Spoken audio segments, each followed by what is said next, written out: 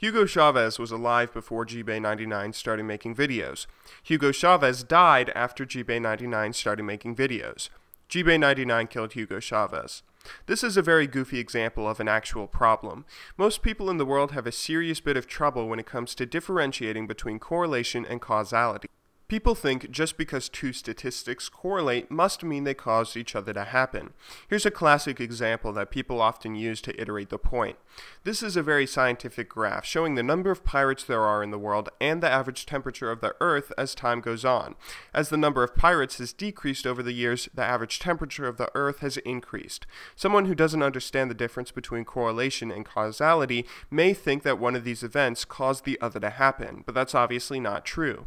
Just because two things show a correlation doesn't mean they had any influence on each other whatsoever. So this is obviously very important when you look at statistics, and you should be looking at your own league statistics if you're really working on becoming better. If you don't understand the difference between correlation and causation though, you'll misread a lot of information. For instance, if you're using ELO buff, one of the things you can do is see the win ratio you have when finishing a game with a certain item on a certain champion. Like here, we can see I have a 64% win ratio when getting Manamune on Yorick, and an 84% win ratio when I get a Phage.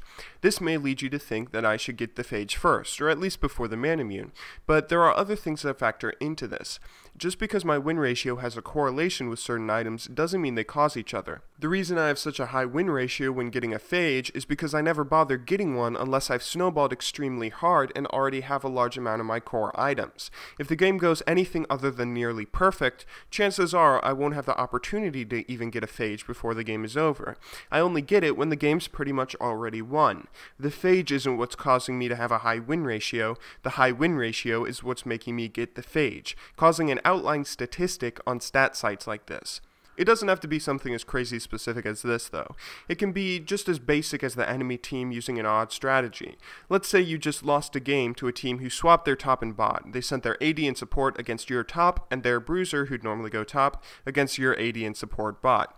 You win a fairly normal team comp but still ended up losing.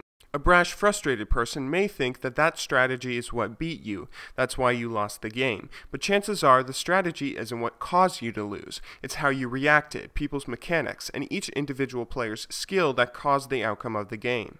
League of Legends is a very volatile game, and when you have volatility, you should always be looking for multiple factors for why anything happens in any game.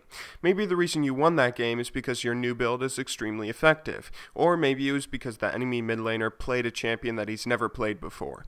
Maybe the reason you lost was because you let them take Baron for free. Maybe it was because your bottom lane fed, or maybe it was because you had the wrong runes and masteries. Be careful about being stubborn for why something happened. A lot of people blame their losses on their teammates alone when it's actually some other factor or combination of factors that caused their defeat. But keep in mind the opposite is also true. If you're trying a new build or an odd strategy and it doesn't work out at first, maybe that is what caused you to lose, but it's also possible that your new strat is completely fine and some other factor like your mid laner playing someone he's never played before is actually what caused you to lose. It's important to keep this in mind when you're looking over things and thinking about why certain events unfolded the way they did. I do have faith in you guys though.